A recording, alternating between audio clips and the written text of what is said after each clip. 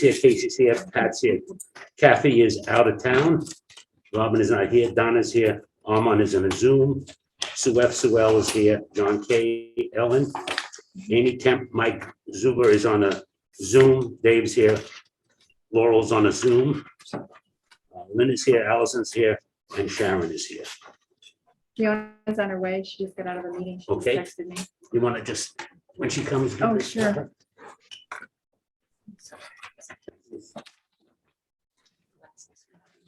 Could I just have a motion to approve the agenda? So, second? Any questions? All in favor? Could I just have, we'll hold the minutes for a second. There's public? No, no public? Okay, can we just move the enrollment up to now? Could I have a motion to move the enrollment? Okay, and second, okay? It's Pat and Gary. So switch A and B. Yes, Okay. all in favor? Aye. Okay, Kemp, you want to start? Everybody has the enrollment here. I made a little bigger copy, so, you know, I'm getting old. Gary is oldest. Close. Yeah. No. So everybody has a copy. Just let you know, you have a copy of SLAMs, you have a copy of NESDEC, and also on the last page, I just want to let you know, a friend of mine's son received this from the city. It's a welcoming, and on the bottom, you can see the last page, it says, New York Times, #3, most moved to community in the United States for 2020. So this was sent out to all new people coming, who moved in. And we're gonna send it to Costa. And we're gonna see. Yes. Kemp, go All right, ahead. thank you, everyone. Good evening. We have enrollment projections to go through with you. SLAM has been working on an update for the enrollment projections for the next 10 years. And Mike Zuba online is going to go through the slides and explain his methodology and then show the projected enrollment. And we can have some Q&A after that. Mike?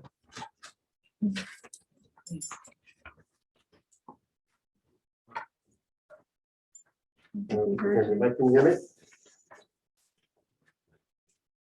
Looks like he's muted. Is the mic on? It's on. Okay.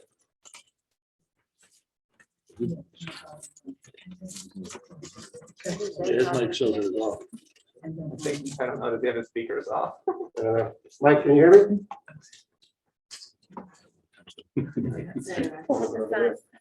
Mike, I'm trying to look. there we go. You're on. Talk. Can't hear it. Can you Not us. Write a sign. Excellent. Hey, Armand, can you still hear us? What's that? We can hear you. Other people on the call can hear. Yeah. I can hear. So Mike, Mike, Mike, can you hear us? yeah, we can hear you. Thank you. I can't. Nope. His shows is muted. It's gonna drop off and come back up. I noticed he's wearing an AirPod. Right. His sound is probably not going through the AirPod.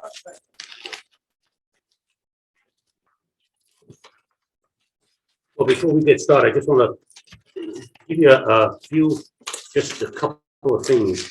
In last year, in 2021, we had 31 new students. From 7 through 12, there was only 12 new students. 21, 22, we have 276 new students.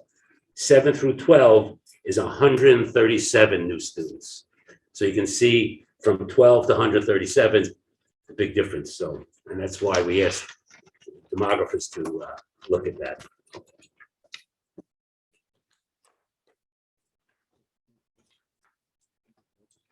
Hear us now, Mike?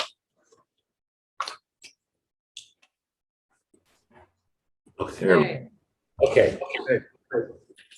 That work? Yeah. Yep. Oh, technical difficulties. Well, I couldn't hear anything that anybody was saying. I figured everybody was just eating their dinner on mute, so sorry about that. Give a brief introduction.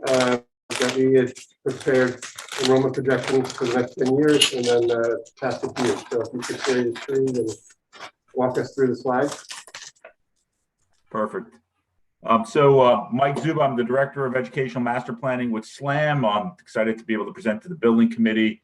I've prepared, as Kent mentioned, 10-year enrollment projections, starting with the October 1st enrollment from this year. So if I'm allowed to, I'll begin sharing my screen. Let me know if it glitches out or if there's any problems along the way. Hopefully everybody can now see the full slideshow.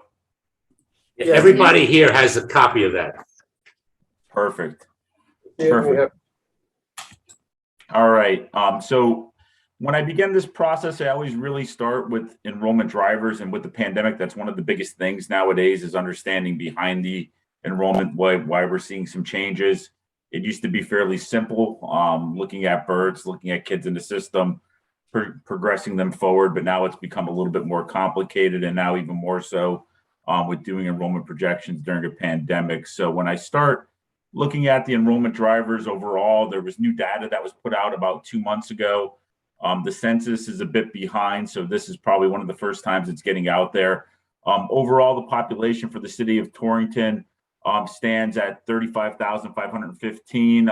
It's a slight decline of just under 4% for the first time that the total population has dropped from one census to the next. The last time that had happened was way back in 1980.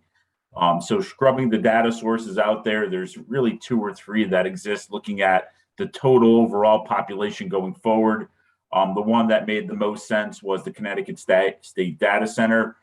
They're projecting the city of Torrington's population to rebound and grow slightly over the next 20 years or so. One of the other pieces that we look at is looking at the median age, and according to the U.S. Census, the American Community Surveys, which is an estimate, it's not the actual fielding of information, Torrington's population is continuing to age with the median age of just under 45 years old. So in order to develop 10 years projections, we need to be able to progress births forward. So it being a partial year for 2021, I reached out to the city clerk and I was able to obtain birth data from January through August based on mother's resident address in Torrington. So it's all resident mothers there. We're not picking up any of the birthing center, the hospital records there. And then I'm able to extrapolate out what the remaining months would look like. So that data point is right here, looking at just under 290. So really over the last 3 years, births have been pretty steady at just under 300. Looking forward, I developed 3 models, a low, medium, and a high. The low model has the continued sort of stagnant births at this level going forward.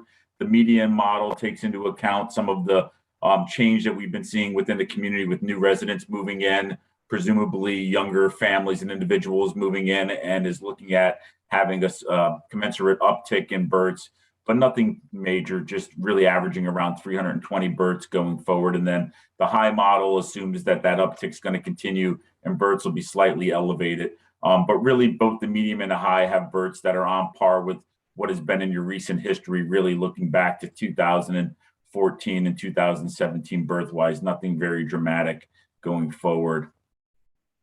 One of the key drivers that always catches my eye in the last 2 years is looking at the home sales data. So through the Warren Group, we purchase MLS data. So as properties are sold and recorded, the MLS data becomes available. We're able to get that for each community. We're able to look at it based on single family homes as well as condos. There's a lot of good information in there for not only real estate professionals, but also when you're trying to be able to gauge what the activity of housing market is in a given community. So what jumped out at me is the last 2 years, you've had a bit of an elevated housing market, not booming like we've seen in some other communities in Connecticut where it's, up 30, 40%, but it's noticeable, the uptick, as you can see here. We did the same thing where we were able to get data through August and then extrapolate out going forward for a full year. So it's actually comparable, and we're estimating that there'll be 525 sales of single family homes for the full year of 2021. 160 condo sales, giving a total of 684 property transactions for the course of 2021. And that would be a new high mark, really kind of, haven't been at that level for the city of Torrington since since before the Great Recession. So as the Great Recession occurred in 2007, really to 2008, you see this huge drop off. Looking back at that level of housing activity where you had 525 single family home sales, that was really kind of benchmarked against that 2006, 2007 year there. We're also seeing, by pulling the median sale prices for the year, looking at the sales prices going up as well. Single family homes now, as shown in the P color on top, at about $190,000 for a single family home and about $110,000 for condo units there for the median sale price. That's up over the full year of 2020 and dramatically up over where Torrington has been at any point in time going back to really prior to the housing collapse and the Great Recession of 2007, 2008. So those are pretty marked increases there. One of the things we commonly see within the housing market is as the price keeps going up, eventually gets to a point where it then impacts the number of sales or impacts the turnover. I don't see that happening yet. That's why when we went and began looking at the projections, you'll see some of the assumptions I put in for that heightened level of housing sale activity. But eventually it does sort of balance out where even though there's more homes on the market, there's not enough buyers, and vice versa, where the market then begins to equilibrize. Talking with the city planner, we were able to pull records for housing permits for the last couple of years. Just taking a look back in history, for a good point in time, there weren't a lot of starts or a lot of new construction for single family homes. The last 2 years, you've averaged about a dozen. That's where, the most recent records for 2021 stand, around a dozen or so housing starts there. I'll talk about a couple multifamily developments in a few slides that will have an impact on student enrollment for Torrington Public Schools, but they're not captured in this number yet. Another one of the key factors I look at are really looking at the percent of owner-occupied units. So Torrington is predominantly owner-occupied at about 60%, or owner-occupied about 40% are rental stock. So that does have a big bearing on not only future property transactions, but needing to be mindful of the mobility of the population of Torrington as well as we're projecting going forward. So looking at the new housing developments within the community, there's two that really jumped out. It's Penrose, the riverfront recapture over at 100 Franklin Street. There's 60 mixed income apartments there that are currently under construction. The plan is for completion, or for the construction to be completed at the end of 2022, and then over time, certificate of occupancies will be issued and families will move into those. And then the Waters Way, it's really a reuse of the Hotchkiss Brothers factory. There's 152 units there. They are really a mix of 1 and 2 bedrooms across the board for those, and as well as some studios. When I went through not only the developer's MOU, as well as I have a resource for student multipliers, I was able to generate the number of school-age children, public school-age children that would be coming out of these developments. So of the 212 anticipated housing units, there's an estimated 46 students there, or 0.22 students per unit. A lot of that is just driven by the bedroom counts. So where you see a lot of 1-bedroom apartments, those typically don't generate a lot of school-age children.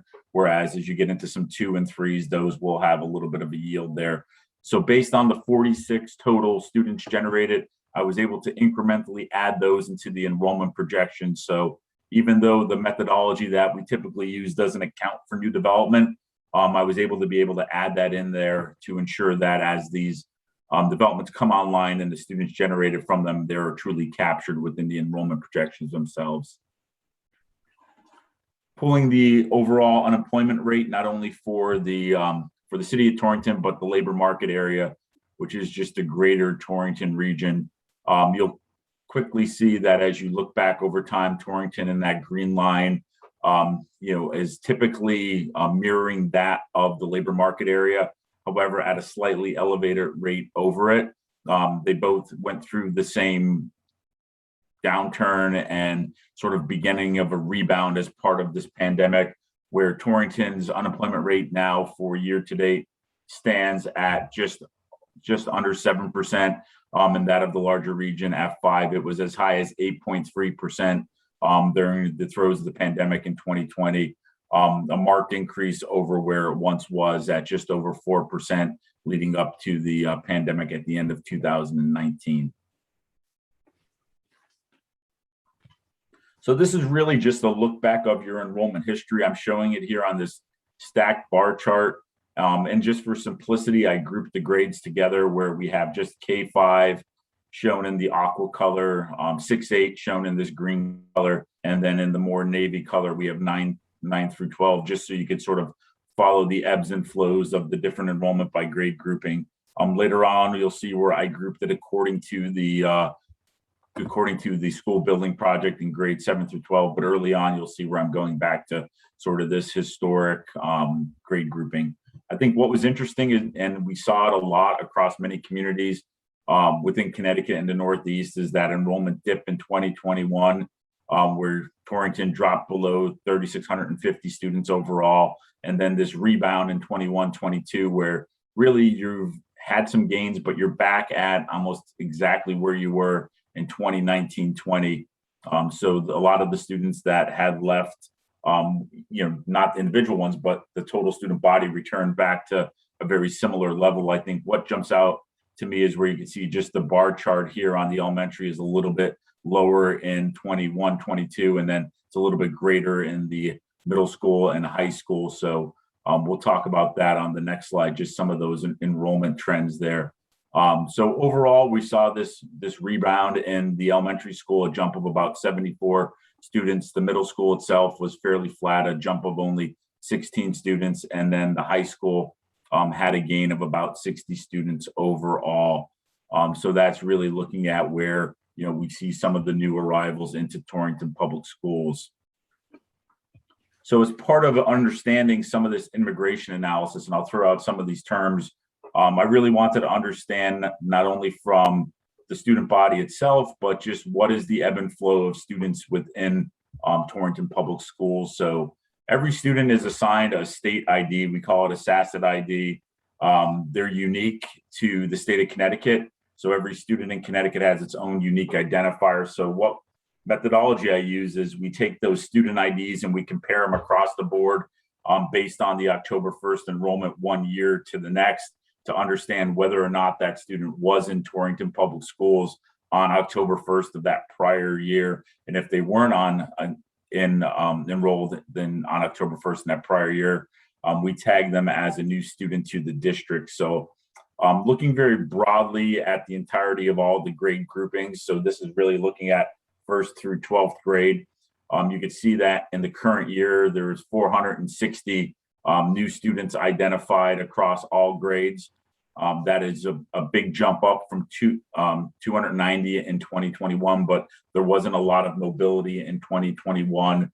Looking back a little bit further, you could see where in 2019-20, that level was just under 400, up from just under 300 in the year before that. So there was a little bit of a trend there of new to district students coming into Torrington Public Schools, going as far back as 18-19, and that's as far back as the data I had went.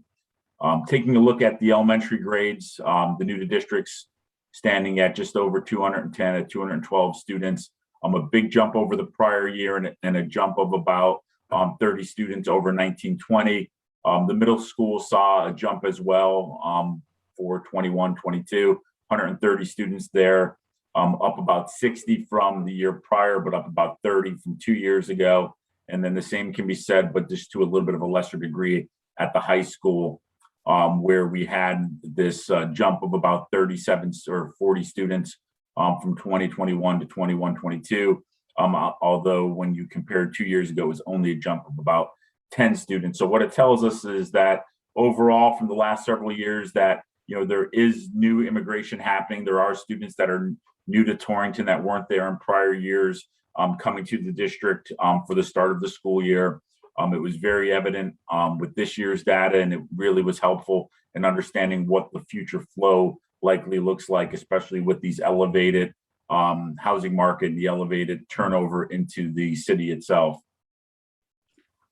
So when we wanted to understand who is moving in, working through the student enrollment database, we were able to take a look at some of this intake information, getting a good understanding of the new students. So of those new students for the current year, about 66% of them were identified as minority students.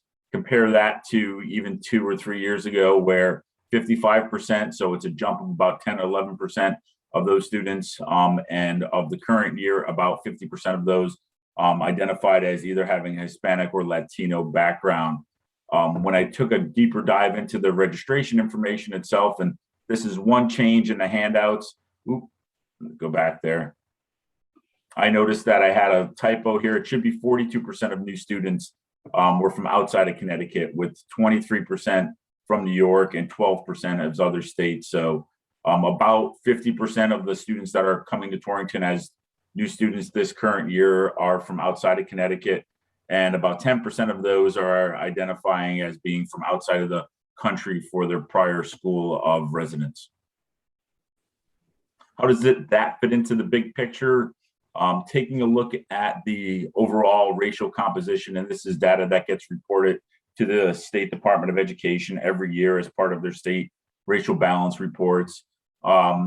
Going back to 2015-16 and every year after that, Torrington is becoming increasingly diverse. The preliminary number that I put together for 21-22 shows that about 49% of the overall student body identifies as a minority, and about 10% of the student body identifies or is identified as having language needs as ELL students. So that's an important note when you're considering the characteristics of your student enrollment, your student population itself. Also looking at student outplacements, there has been an uptick in that over the last few years. We were able to pull together about 7 years of data, taking a look at any trends there. The largest outplacements for Torrington resident students occur as part of both the magnet programs, those regular and special ed as shown in the blue here, as well as in the orange color, the VOAG students, and those have been really increasing over the last 3 or 4 years. As you can see, the numbers way back, probably about 5 or 6 years ago, weren't at the level of where they are today. So overall, those outplacements are increasing as well. So as I get into the enrollment projections, there's really several building blocks. We talked about BERTs, that was key important information. We talked about historic enrollment, but we also take a dive into, what does the economy look like? What is the future going to look like for home sales, any new developments coming online, and then requires us to be able to model forward using these things I'll call persistency ratios, which really become the survivability of these grade cohorts from one year to the next.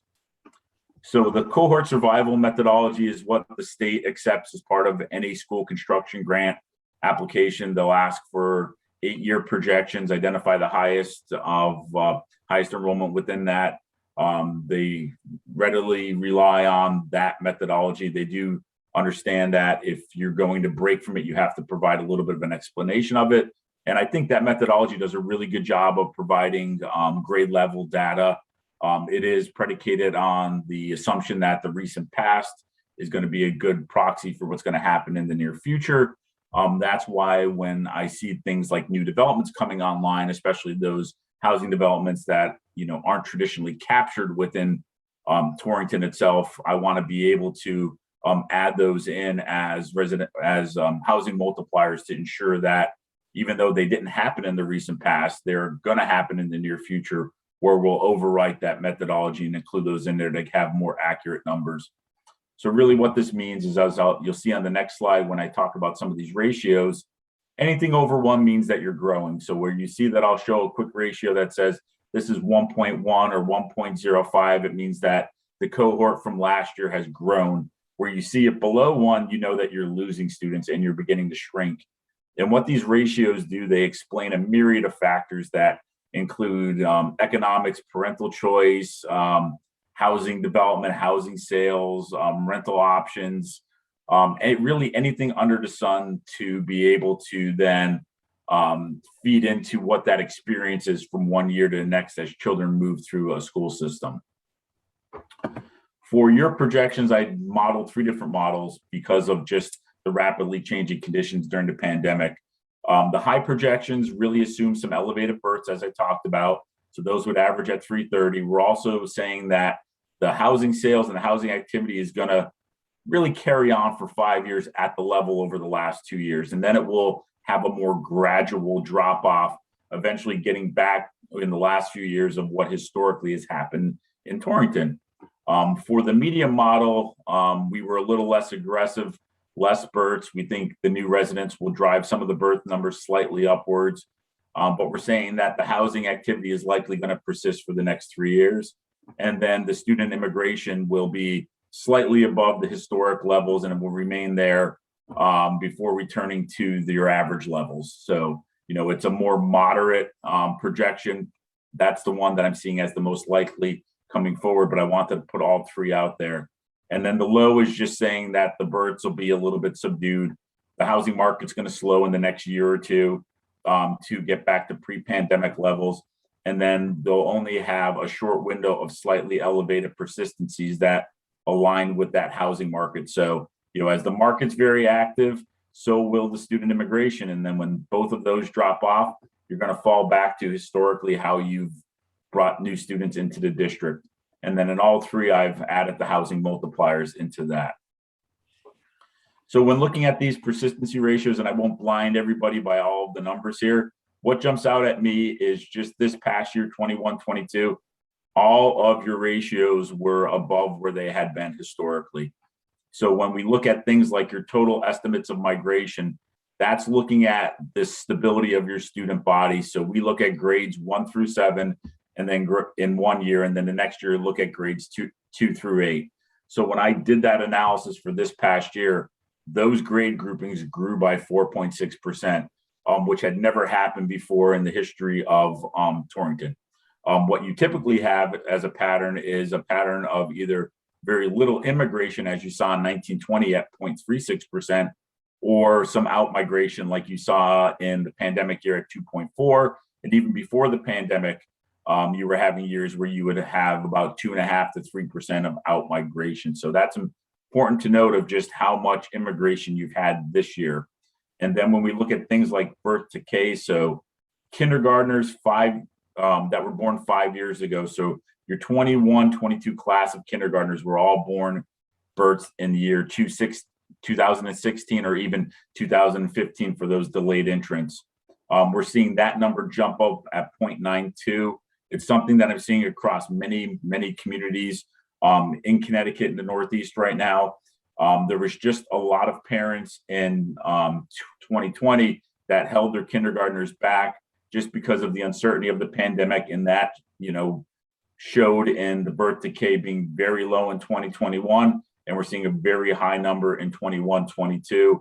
This is not something we want to model on going forward because we know why it's happening, but it's just worthy of note. And it really kind of shows here on this chart where we look at that birth decay relationship and we see the lines coming together versus how it historically has been, where you have this bit of a delta between the births and the kindergartners. And then last year is where we had that big disconnect. So we feel like we've captured that really well going forward. So I developed 3 different enrollment models, each based on those assumptions that I just talked about. On the top line, you'll see the high model in blue.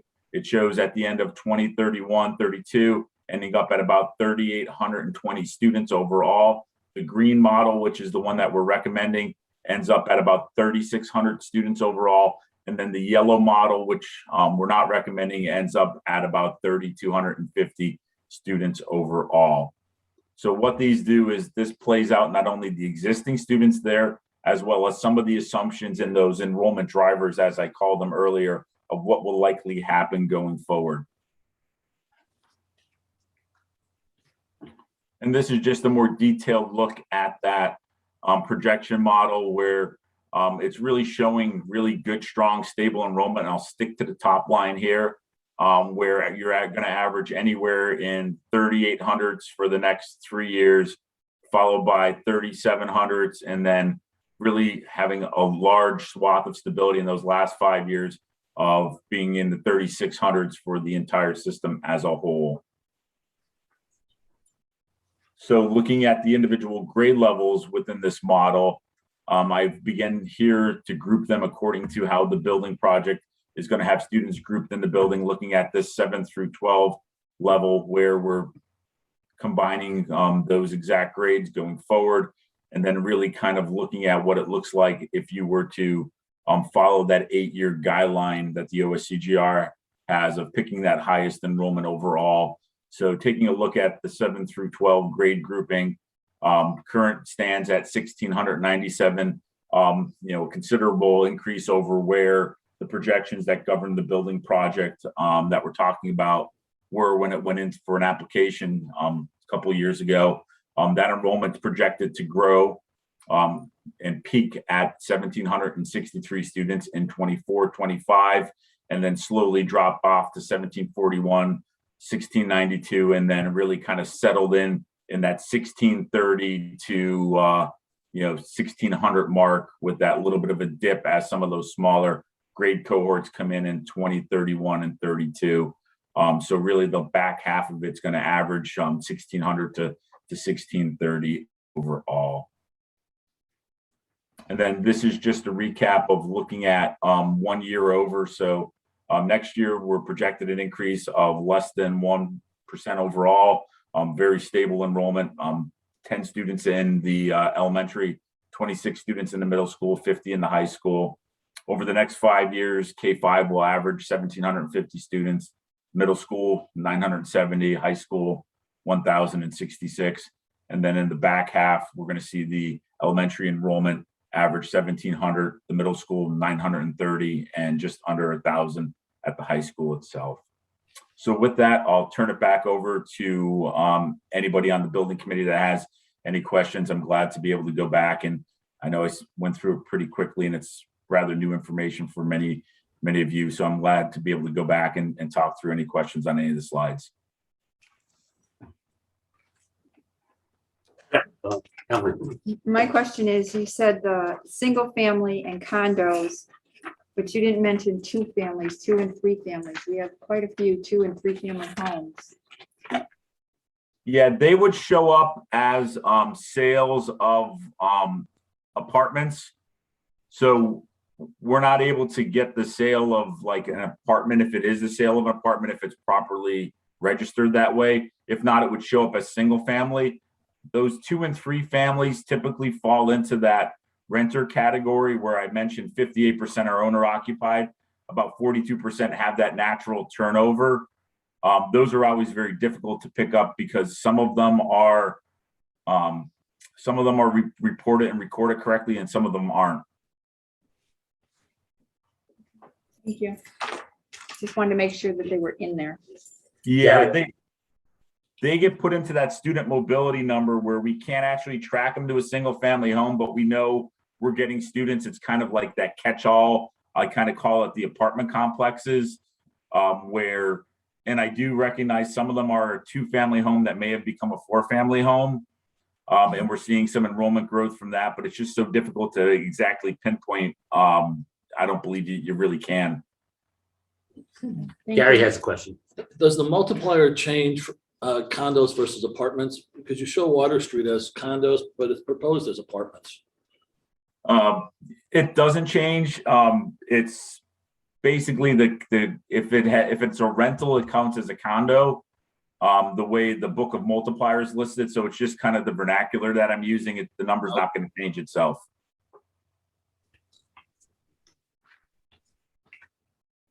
Any other questions? This is what we're going to share with the state. Right. What? Oh, Fiona, I'm sorry, I didn't see you. I just have one, sorry. Yeah. I'm just curious at how the enrollment is selected for like the condos on Water Street. Only because if we look at our existing apartment complexes, we have much larger numbers of students than what's projected in this same, actually larger multi-bedroom apartments. I'm sure there's a factor that's used. I'm just curious as to what that is. Yeah, there's definitely a factor. So what I looked at was what the developers submitted in their memorandum of understanding, and it really was the bedrooms. So when I went through that memorandum of understanding, and I don't know the exact number right off the top of my head right now, but I do know that there was a very, very small number of 3 bedrooms in there. And that is the big driver for the overall students that come out of the Penrose development. There were a handful of 2 bedrooms, but it was mostly studio or 1 bedrooms. A lot of the older apartments that are in many communities like Torrington, those typically tend to be 2 and 3 bedrooms, which see much greater student generation than what some of this newer product that's being put on the market.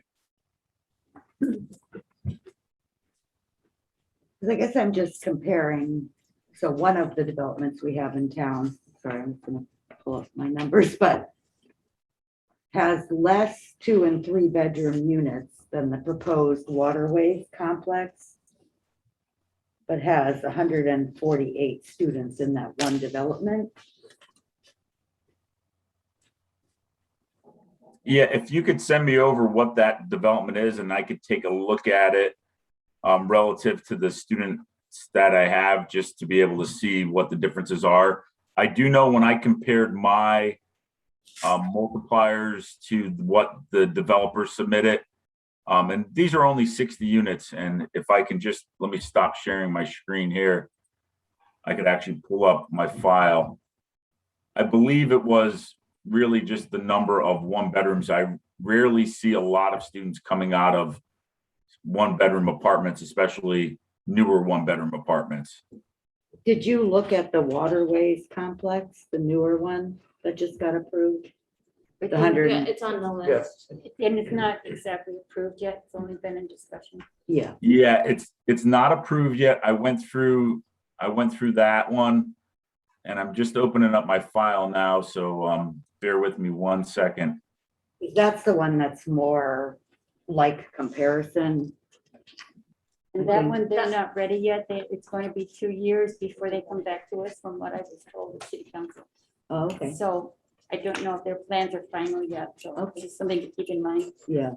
Yeah, the plans weren't final for that one yet, but they had such a large number of studio and 1 bedrooms. That's what caught my eye when I went through it. And I do have So on page 8 of your long handout. Yep. yeah, so of the waterways, of the 152 units, 110 of them are studio or 1 bedroom.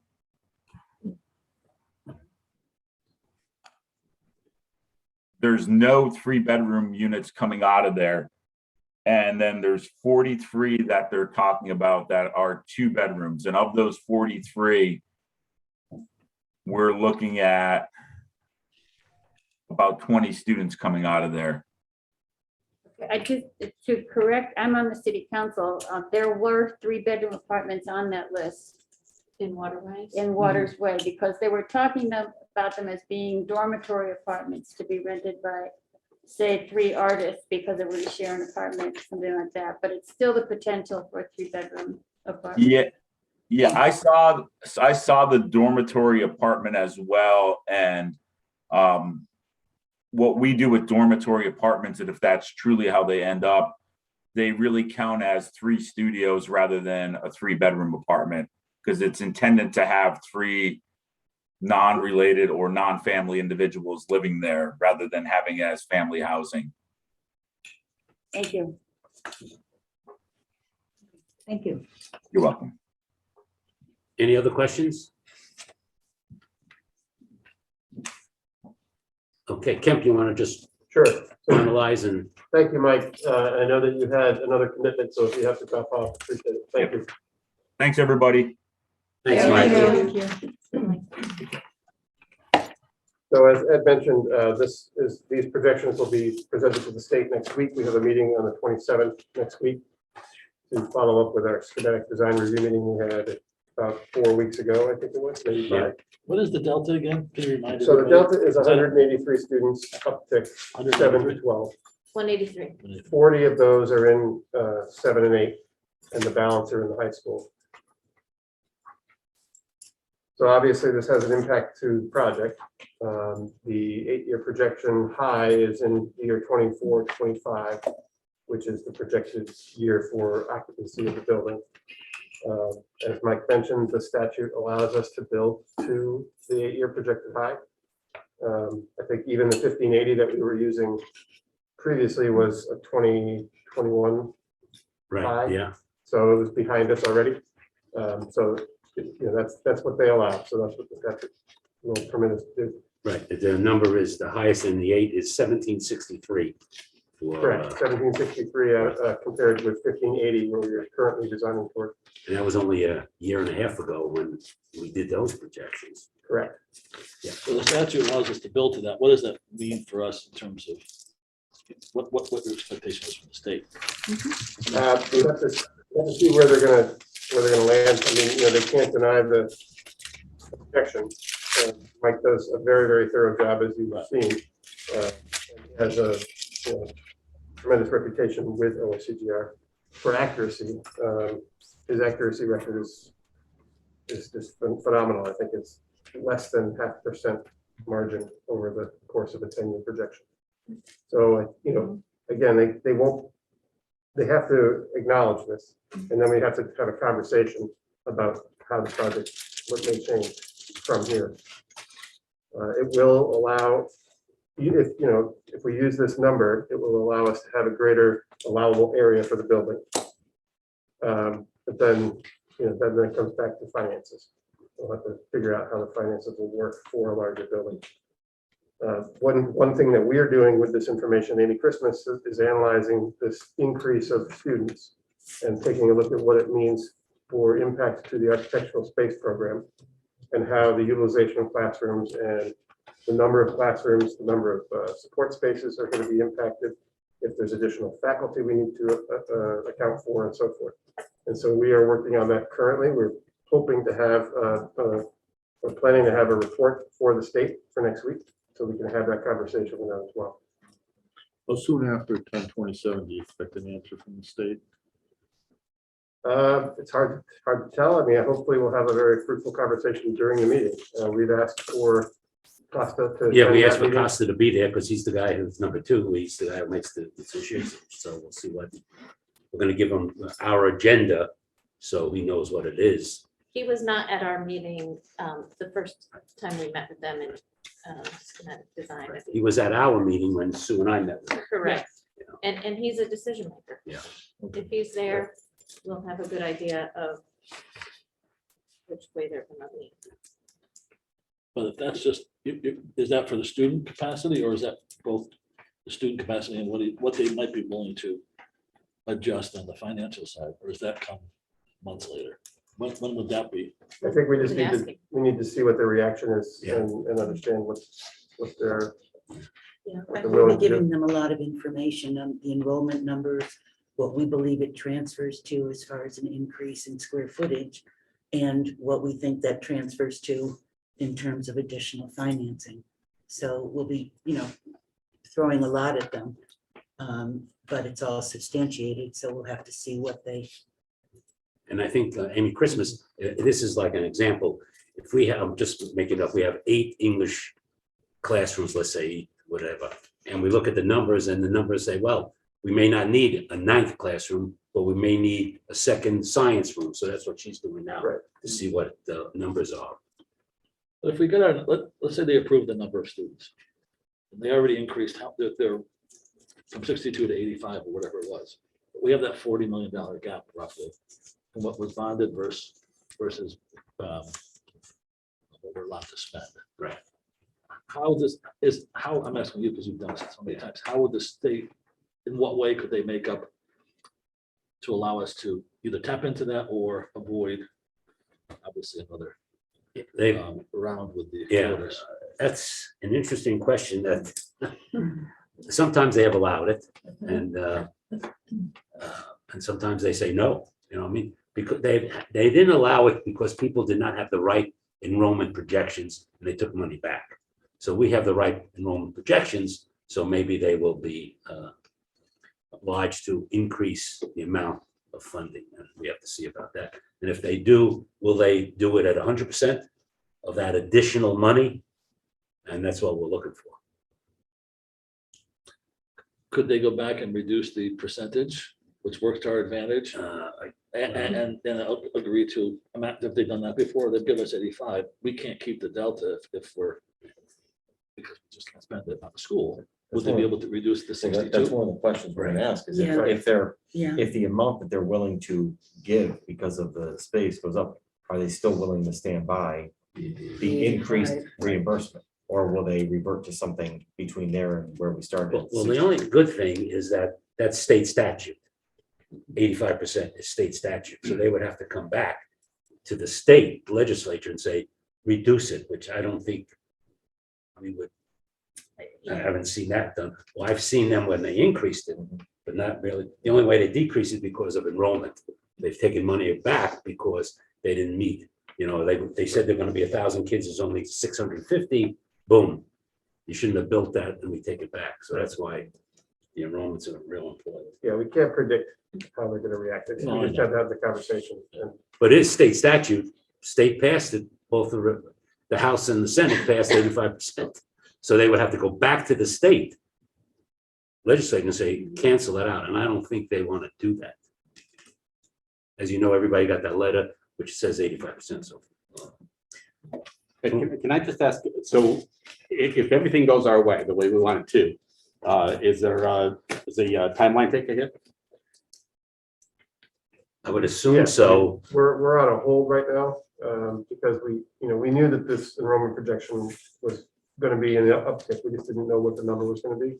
So if you recall, a month or so ago, we suggested, we recommended that we go on hold and not advance the documents into construction documents. Do we have an idea of what kind of a hit we're looking at? We really don't at this time, because, we don't know how the finances are gonna work out, and how, where the money's coming from. So we need to figure that out, I think, before this committee would probably be comfortable with allowing us to move forward with any revised designs. That's my view on it, at least. Yeah, I think it's, getting the space and the money and all that is more important than, a few months in the timeline, I guess. Yeah. What if, worst case, they say no? I don't think they will, but if they say no and you're stuck with what you have, we have to simply work with what we have, go back and work with the 159, or how do we still have that 12,000 square foot additional, above and beyond, I should say, what we're allowed. Or do you think that will go away? We still owe an explanation as to why that is in the building, and so that's part of the meeting on Wednesday. Again, it's hard for me to predict what they're gonna do. But if the money stays the same, then we have to retool the project some way to make that money work. How long do you think that would take? I can't answer that question until we know what the retooling might be. I would want to speculate on what that might be, because that would be a Board of Education discussion. The ed spec would have to change.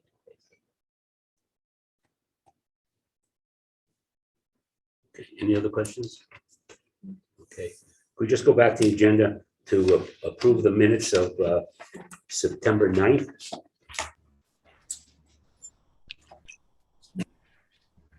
Our motion. Okay, Pat, second. Donna? Any questions? All in favor? Aye. Opposed? Next, September 23rd. Have a motion to approve those minutes. Okay, Casey? Second. Gary? Any discussion? All in favor? Opposed? Okay. Back now. Sue L, you're on. It'll be a team suit effort, but I'm gonna start. So you do have a colored packet. Torrington High School, your path starts here, and Allie's gonna bring that up for us also. Anybody have one? So I guess at the last meeting and certainly at our board meeting, they were also asking for graduation requirement guidelines. And just to get some of the foundation, because we're trying to make these decisions as a building committee, as a board of ed. So it really does help to have that frame of reference. So we can move on to the next slide. Ellen. So graduation requirements, and for most of you, this will look very familiar because it was the 4 years of English, 4 credits, right? The 3 in social studies, the 3 in math, not fewer than 2 in science, the 1 in physical education, the 1 in the fine arts or vocational education, the applied arts. So then we fast forward to our students who are graduating in the class of 2023. So the students, I don't know why that's bunching like that, but that's okay. You have it in front of you. So what you start, it's like it's, can you go to the next slide? Somehow it's complaining. Nope, there you go. Go back. I think it worked. It's that one. There we go. It didn't bunch that. Great. So when you look at this slide, you see what the graduation requirements are now. We've been talking a lot about the 25 credits and how we have to meet that. So it looks a lot different because we're talking about 9 credits in humanities, including civics and the arts. So you're including your ELA, your English, your social studies, and then your 9 credits in science, technology, engineering, mathematics, or what we've come to know as STEM. And then 1 credit in physical education and wellness, 1 credit in health, safety, education, and 1 credit in world languages, 1 credit in mastery-based diploma assessment, or you'll see that abbreviated later in the presentation, MBDA. That's a capstone project, and that's where students are really able to work on an area of interest and research and then do a presentation. It's a culminating project in that they're showing what they've learned, and hopefully it's an area of interest and it will help them as they want to go on to future pursuits. And then you have 3 credits. These are minimum of elective credits. And I think when folks are talking about pathways, they're saying, okay, well, how many do you need? What kind of space? And so then you get that type of breakdown. I think that the state in their wisdom decided to do an integration of these areas because that's what's actually happening in real life. We're not working in silos anymore. We have things that are merged. It's a web. We're really trying to put pieces together of science and math, and whether you're in the field and you're an electrician, you probably need both of those things, as well as that hands-on experience. Or if you are going to college and you're becoming a physician, you're probably pulling all of those things together. And you obviously have to have good reading skills as well. So you've got to put all of those pieces. So we tried to give you some samples. And that's what these are. These are just samples. So a college-bound senior, this is a possible transcript. This is a look back of what students might take in each one of those years. So you see the English in every single year, you see a history, you see math, you see your science. Some students may participate in bands. You see for our college-bound students, they are taking world language, not only in just 1 year, which is the very minimum. You see that world language in your grade 10, grade 11, and sometimes even in grade 12. And then you can see the electives round things out. You don't see study halls in this transcript. Obviously, that's not a credit bearing, but that can fit into their schedules as well when they're going through. So it gives you some idea of the electives that students may take. So when we can go to the next slide, Ellie, thank you so much. The academic summary. So you start to see how these things fall out. So you start to see humanities, STEM, world language, PE and health, that capstone project, that mastery-based diploma assessment, and then the electives. Habits of Mind is a course that we require of all of our 9th graders. It's a study skills. We're trying to get them organized, get them ready for high school and then for college or just for life. Punctuality is important. how do you organize yourself so that you have good life skills? And then you will see under electives, those languages, because once again, the requirement is only for 1 year of language. And then you see what this student might have been interested in. And they are able to take up to 7 credits, even if they're college bound. So it kind of gives you that range. So the next one is a student who may want to get a job after high school. So still you see that English across the board. You may see more of an applied math or a math that may be relevant to whatever they may be going into. We hope at some point to really have those connected to interests and fields so that they have even more of a foundation.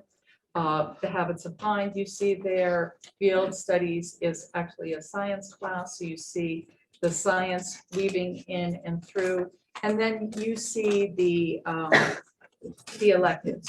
And really for this student, he or she is able to take a variety of electives, and it really allows them to take up to 7 different electives, because they're really not including, and we can go to the next one, Ally, we're not including in those electives the world language.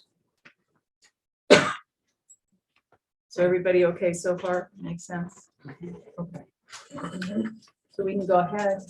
This is another employment track senior. It just gives you a variety of different experiences. This student has more of the hands-on. You see the powertrain, you see the woodworking, you see the preventive maintenance, which is the 3rd level of the powertrain. This person decided to take personal finance. At one point, we talked about making that a required course. But they've really run the gamut in terms of the experiences and the electives. So once again, the academic summary. This student actually ended up with 6 credits in the elective area. But still, in that 6, 7, give you some idea of the exposure. So the career pathways and the space required. So traditional classroom space, when we're talking about when Amy presents, and the Amy's presents their space allocation, and we're talking about traditional classroom space, it's usually for 24 students, and it's at that 7:45. So in the career pathways business across the board works out very well in that 7:45. Context-specific space required, it starts to change for each one of these different areas. And so what we try to do is really break that down for you. So we can go to the next slide, Alex. Thank you. So in the applied and performing arts, you can see where there is a breakdown. So for the band room that is shared, a lot of the applied and performing arts, particularly in the music, as you know, are shared spaces. So the band room is shared, middle school, high school. The orchestra is actually the middle school, and that will service at least 2 teachers. The ensemble room is very tiny and will only house 9 students, and the chorus will be on the stage in the auditorium.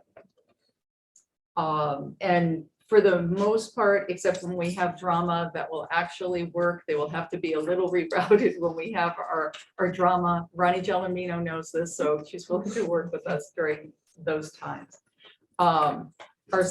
We still have a ceramics room, and we wanted to give you just a sense of what's going on in the 2 art rooms, the crafts, the drawing, the painting, those hands-on art classes will go on in those 2 art rooms. That's why you see it at the 1,800 square feet. That's 900 and 900 for each one of the rooms.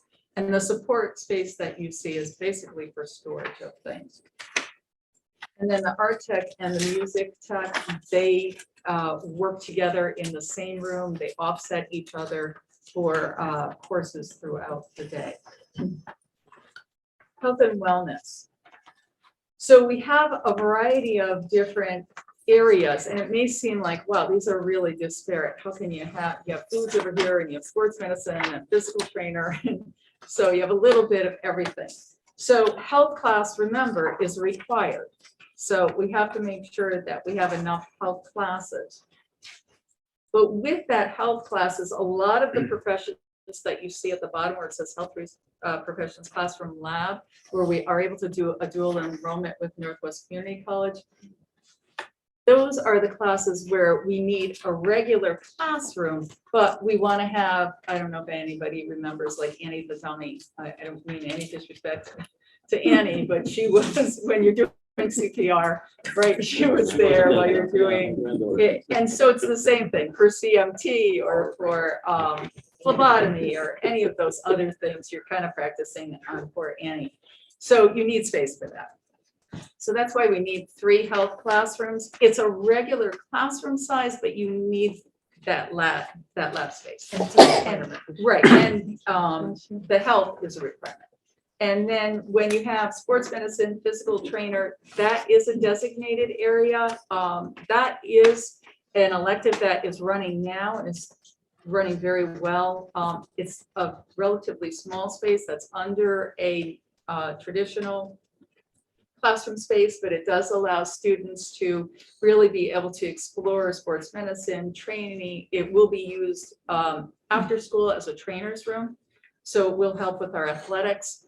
We have a lot of students who like that going into obviously sports and sports medicine, and that's very much a hands-on as well. And then our foods lab, and you've heard us talk many, many times about foods and how popular that class is. Right now, we're running it as a 6th class, both in the fall and the spring. And you have to have that large enough so that it's safe, it's kitchen, you've got ventilation, you've got movement around as the students are learning. That is much more of a science focus. It is not a culinary, oh, I want everything to look beautiful. Sure, we want it to look beautiful, but we want students to understand what healthy eating is, to practice those skills in cooking, that it looks nice, that you understand what you have to buy, how you have to prep. So it's much more of a science focus, and we want to tie it into our science classes and our plant science as well. So. And then we have STEM, high-tech manufacturing. Right now, we have the classes such as drones, graphic design, photography, videography, video production. We have at the middle school, we have a very small area for video production at the high school as well. We'd like to be able to provide news, their own news station, and just video productions on a daily, weekly basis. We have a CAD coding and PC lab. The Mac lab is that graphic design, photography, videography lab, just to distinguish between the two. The engineering and the robotics essentially is in going on in the PC lab. Then when they have to do the hands-on, that would be within the universal makerspace, as with the drafting and the architecture. The woodworking, originally when we were talking about this design and the space allocation, the woodworking was going into that universal makerspace as well. Remember that class is taught 5 periods a day. That leaves 3 other periods that are open, and so you have an overlap of some of these things. And then what has been requested most recently is that construction tech lab and the auto tech lab, and so we included a breakdown of those 2 areas and the amount of square footage that would be required for that. And I'm sorry, at the bottom of your page I got cut off, but you have the numbers there. 8,080. Oh, good. Yeah, maybe it's just a little funky piece of paper. Sorry about that. And then in education, sorry, Ellie, next slide. And you see a breakdown there in terms of the space that is different classroom space. The only different classroom space is actually in our preschool lab And so you see 800 square feet there, and then the observation so that students can actually look into this classroom and observe and talk about what they see. And then that's tied into our Child Development 1 and Child Development 2 class. The other classes kind of give you an idea of other classes that would go in a regular classroom, psychology, children's literature as such. And then we have 2 internship programs running right now. The Educators Rising is an internship program, but also we're hoping at some point runs during the day. We'll have a class for that because students who want to have and pursue an education track, this is mentors are involved, and it's very, very supportive, and students who are going on and may not have had mentors in their life who have gone to college or who have gone into education, they have helps and supports. And this also is a great opportunity for our students who want to become paraeducators and maybe want to go on to Northwest Community College or get a job right out of high school. For paraeducation or para positions, you need only to have a high school diploma and to pass the parapro. So we can work with those students while they're still in high school. And this year it actually happened. We had some students who got jobs, so we were very, very happy about that. And so we want to continue that process.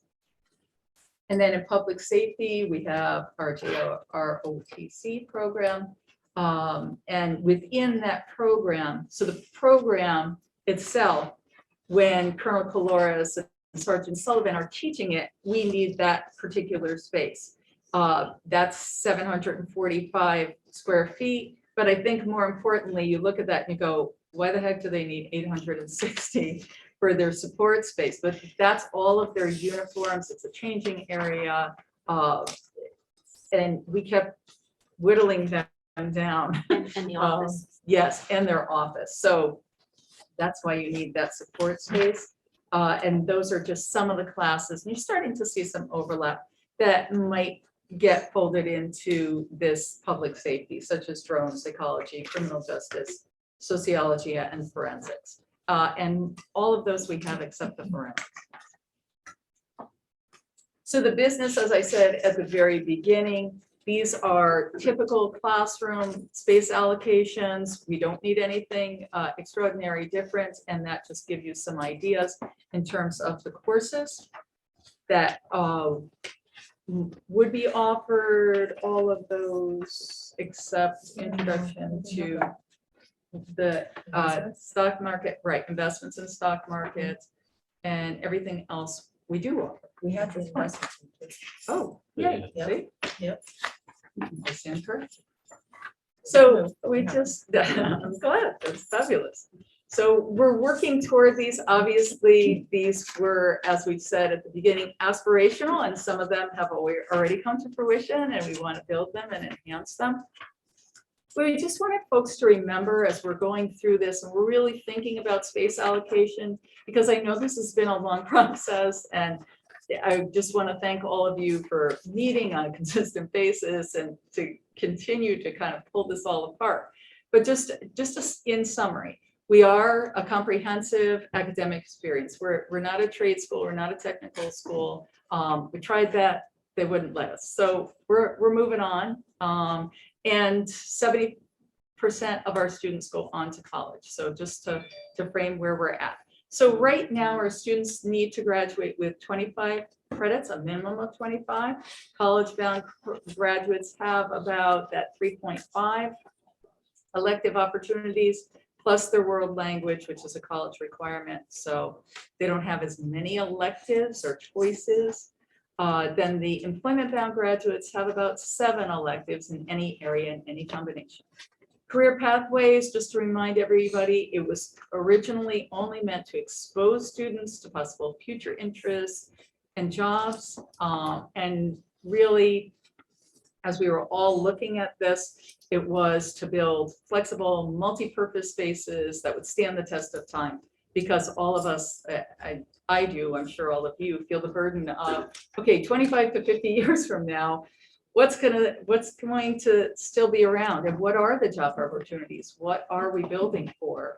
So the big flexible multi-purpose spaces may serve us best. So and then Amy was wonderful in terms of just reminding us of all of these things. Just the space summary, which is, you know, in the 60s, there were no state regulations in terms of building area.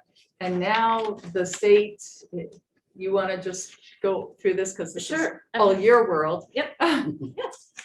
So the state, to build a new high school and middle school, the state has an allowable area per student. For a 7 to 12 school, it's about 171 square feet per student. And that's where we have landed at the size school that we're at. And to the pushing and pulling and squeezing and trying to utilize spaces as much as possible and share spaces as much as possible in order to provide all of these rich pathway spaces.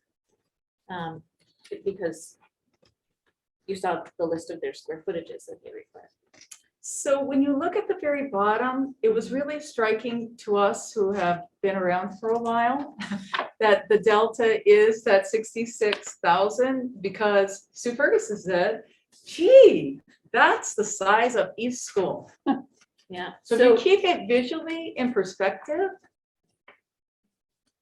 it's a big it's difference. different. Yeah, so the state is really, you know, they are minding all of our tax dollars, and they are providing a good portion of the funding for this project and many others throughout the state, and that's why they have these area requirements now, allowable area limitations. And so your existing high school, if you were to calculate it on 935 students, which is what we were using for the grant amount for the high school portion of the new building, they would be at a very comfortable 243 square feet per student. And in the requirements that the state puts on us today, they're only allowed 171 square feet per student. So it happens over time. If your population declined, the building was built at a certain time when there were no limitations on area, and then population declined. So you spread out into the whole building. But that's just not what we're allowed to build today for those same number of students. I think it's important to note that those area limitations and those area guidelines have been in place for quite some time. I mean, Yes. I think they were enacted back in 1995. They've been in place for quite a long time. It's just that you're now building a new building, and so you're being impacted by it. So with the new square footage, where would be, if they accepted our new student population, where would we end up for square footage? Oh, can't find the It number. will still be yeah. 171. It's just It's- gonna No, be- not that, but times, how many students did we say? 183 for the total middle and high school. For total middle and high. 1783, But this. Yeah, but this I is understand. 1763, So- sorry. Comparatively against this, I think it's 143, 9 through 12. Added to the 935. Right, so that would bring us to 184, 338.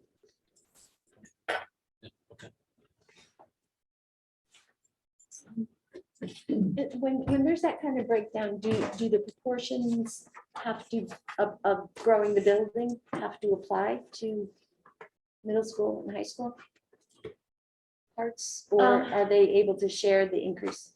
They're able to share the increase because actually the way that the state figures it is as a 7 to 12 school. So they are not looking at it as a separate middle and high school in the way that the folks in Torrington are looking at it. So in the state's eyes, 7 to 12, and that square footage can be shared.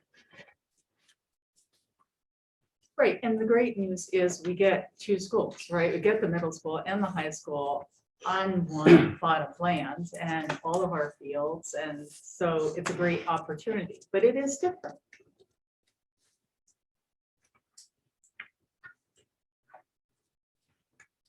Thanks, Sue. And Sue? Any other questions? Career fair. Hang Oh, on I'm one second. sorry. Do you want to recap just what was discussed Oh, okay. at the board Board of meeting in Ed. terms of? Sure. Would you like me to pull up those? Yeah, I think that slide, just so that. Everybody the has building that. committee- Board of that- Ed meeting. No, the slide that. Yeah, but at the Board of Ed. It was at the board Yeah, of ed, everybody has that. In their packets.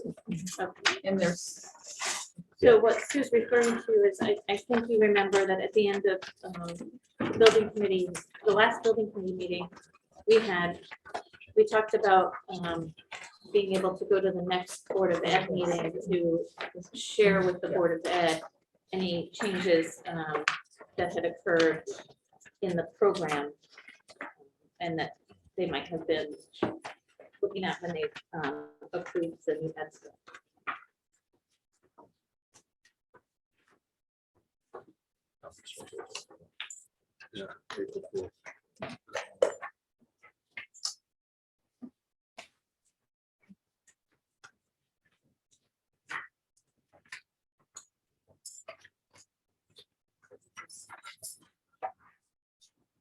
So at the time, what I did was recap for the Board of Ed, all of what had happened since the project had started. And brought them up to speed to where we are today, so that we're all comfortable with what we shared. We talked about the results of the referendum and the state allowable calculations, just like we just talked about. We talked about the goals that we had set as a group for the project. And the focus group meetings that led us to the program analysis and the presentation that we gave to the office of the state. And this is the square foot summary that we've been talking about. And then in terms of adding the auto shop and construction tech shop into the building, in order to do that and not increase our area for the overall building, we posed to the Board of Ed a few options for reducing the building size, but maintaining all of the programs that are in the building. And some of those were acceptable to the Board of Ed for us to take a look at, and some of those were rejected that evening. This list is what we shared, and the reduction in column is what we discussed at the Board of Ed meeting, which is a possibility of sharing the middle school and high school libraries. And so the total library area would be able to be reduced by 2,000 square feet if we were to do that. We looked at what would happen to the size of the dining room if we went to 4 lunch waves instead of 3. So you're only accommodating the square foot needs of 1/4 of the student population instead of 1/3. And so that allows for a reduction of 860 square feet at the middle school and 1,260 square feet at the high school. We talked about what could we gain if we shared the servery, which would have been a reduction of 600 square feet. That one was discussed and rejected, so we will not be moving that forward. As you can see, it's not on the next column. We also talked about reducing the locker count in the high school PE and athletic locker rooms. We have to go back and really do a calculation of how much square footage that would actually save. But, so it's something that's still on the table, but SLAM will need to go back and take a look. We put on hold taking that close look because we were waiting for the enrollment numbers. So now with that new information, we can look at it more closely and look at whether or not we can reduce the square footage there. And then there was a discussion about eliminating student lockers in the corridors. Because as it turns out, a lot of our students today don't use their lockers. I know, I have 2 high school students. But looking ahead into, this is a 50-year building. Might students use their lockers more than, yes, we don't know. And might security issues arise that would require you to not allow students to carry around a backpack. So we want to be mindful of that, and we've taken that off the table, even though it could have been a reduction of square footage. I think it's important to note that the change in the middle school and high school cafeteria dining space is based on the 1580 design enrollment right now. It's not based on the larger enrollment. So that's a key point to recall. Right, so based on new enrollment, those numbers these are not an accurate calculation of 1/4 of each student body, but we'll update that as we move on. And you'll have a higher allowable area, so that will be offset. So anyway, to accommodate the 5,000 square feet that we think it would take for auto shop and construction tech, we've sort of found on this list so far 4,000 square feet. And there are other opportunities throughout the building that we will look at really closely. And Amy and I are hoping to meet with the high school principal and one of the assistant principals tomorrow to talk about enrollment changes or utilization of certain rooms. And so we'll talk about this as well. When you're talking about lockers, just a question. We had, I was in upstate New York, so it's not a real school that you can compare them anyways, but we had lockers ordered and it was installed over the summer and the principal was away for 1 week. And when he came back, they had put what we called the sports lockers in the hall instead of full lockers. And that became better for our kids. It was a half locker size as opposed to full lockers. That's the standard today. Yeah. It's a wider locker and a deeper locker than what you probably have at the high school now, Right. but it accommodates the size of a backpack. Right. Or a And coat. so, yeah, and a coat. And so that's the standard, I would say that. We also had students who wanted to carry their stuff around all day, but we also had other students who were more protective of themselves and their belongings, and those lockers came in. They were valuable in that regard. And then we didn't have anybody sneaking out of school. We just post on. That's a good Conversation point. we had. Yeah, yeah. That's an administrative thing, but yeah, if you could force everyone to take off their jackets. Gary had a question. Just as a reminder, maybe about the high-tech manufacturing. We talked the last meeting about not having possibly enough space to accommodate machining of any kind, because you're using a maker space for that, I think, or the engineering room as a multipurpose room. If we're going to have a machining, a machining, high-tech manufacturing program of any kind, we're going to need more space than that. More than I think we have what, 1,400. I don't have Sue's. Oh, Yeah, 1,400 plus the 600, which was gonna kind of be 2,000 that square shared feet, yeah. But you've hands-on. got shared by a number. Then you had on the second floor, which, again, that's enough. My son has done this for the Air Force and at Pratt. One piece of equipment will take up, and its maintenance and the class will take up all of that space. So there's no room for expansion with that. I don't know what the program's going to entail. well, we did ask for what the size of the school's current CNC machine is Yeah, but- and what their potential request is for a future CNC machine. We'll accommodate whatever. No, I know we that. find out. I'm Yeah. reminding that if you want to have a future, I mean, I don't think you can have one class with a program with one, but I'm not a CNC guy. Right now, that's what they have. Correct. So. I'm yeah, just bringing and- that up for the future Right now or they for have- discussion. That's all. Sure. Amy, can I just ask a question regarding the reducing the locker count in the athletics Sure. and PE? What does that look like if those get eliminated as far as the kids changing their clothes, storing their clothes while they're in class or at a sporting event? It would be like oftentimes students might go home, change into their soccer uniforms, come directly to the game, and they don't even go into the locker rooms. They leave their bag well, they don't even bring a change of clothes. They might just attend their soccer game and then go home. So wearing their How uniform. about football teams?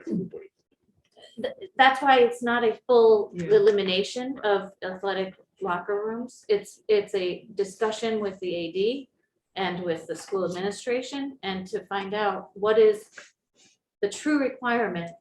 Is there any room there for us to reduce? Okay.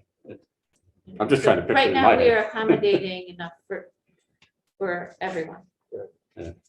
And they have overlapping seasons. We might be able to reduce for that reason, One thing concern I have about that, looking at our enrollment projections in terms of the types of children coming in, the more minority students I think that come in, the more athletic use we'll see, especially with what we've seen lately, but which would mean the need for a good locker count. But it that's depends just on how they get used. And some teams may use them more than others.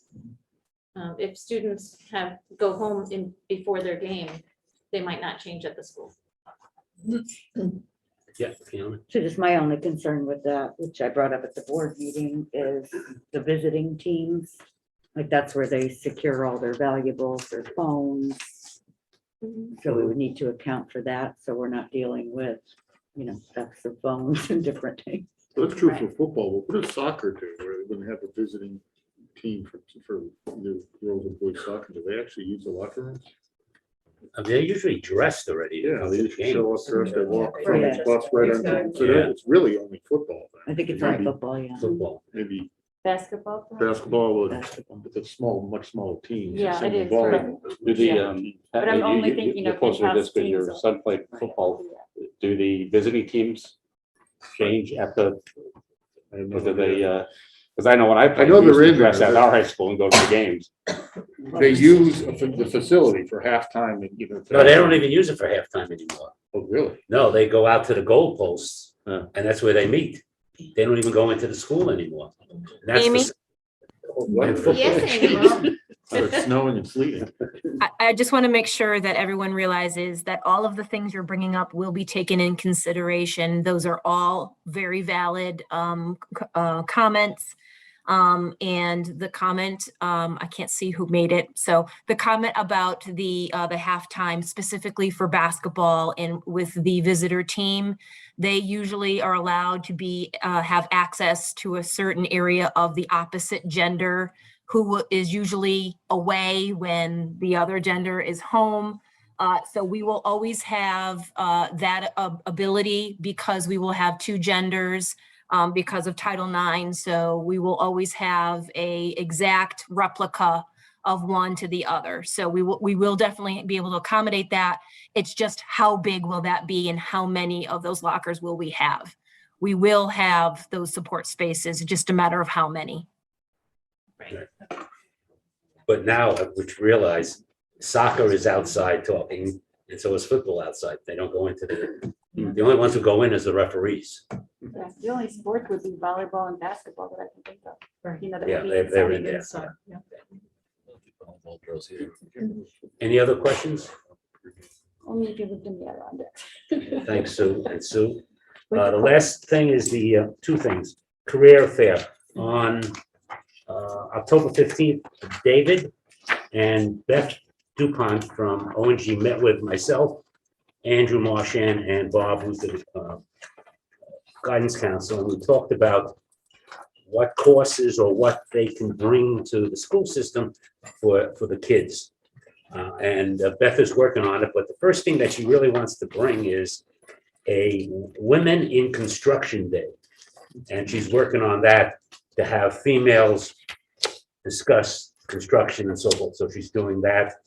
She also talked about how to handle interviews, writing resumes, and also technology, organizational skills, coding. So she's going to give us a litany of things that she's going to discuss for classes during the day.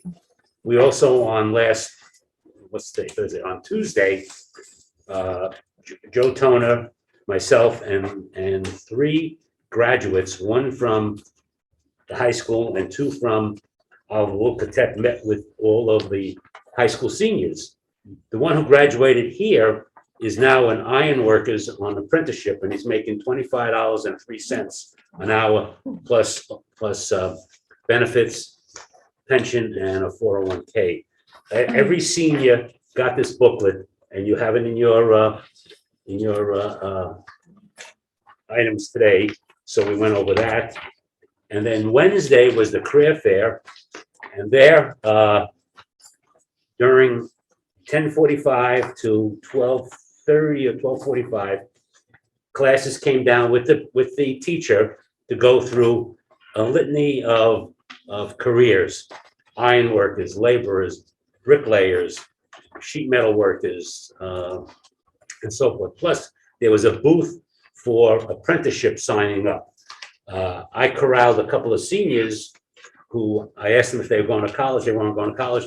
We signed them up for the apprenticeship because they're going to be 18 in December or in February. So those names are on the list. So remember, again, if you're 18, you can go into this apprenticeship program, which is that 40 hours. You go away to Eastern Connecticut and so forth. So they've taken a number of students at that career fair. So it was really worthwhile. Kids were there. Teachers were great, brought them all down, some of them. And then they had a negotiate. They were looking at something that they could drive one of the big, a simulation of a forklift. So that was good. So I thought it was great. Yeah. I had 2 kids today at the gym, went to it. One said he wants to be a 10 knot or sheet metal worker, and the other guy said he's going to be an iron worker. Okay. But if they make it, I don't think they signed up because I don't think they could. But Well, we're gonna have another one. no, I know, I told them Yeah. that, But it was, a number of kids, they lined up. And what was nice also, a couple of the people were there were Spanish speaking, so they can relate to everybody. So it was really good. So So it what worked is out the well. process? Excuse me? What is the process if people are interested? Where do they sign up? They can talk to Andrew Marchand, who'll take a list and give it to Joe Toner. And then there is a form to fill out. I think, You have it in the packet. yeah, there's a form to fill out. I don't think it's in the packet. Wasn't in there? That's the point. Maybe it is. Well, there's information about how to apply. Yeah, Right. I think it's right there. Yeah.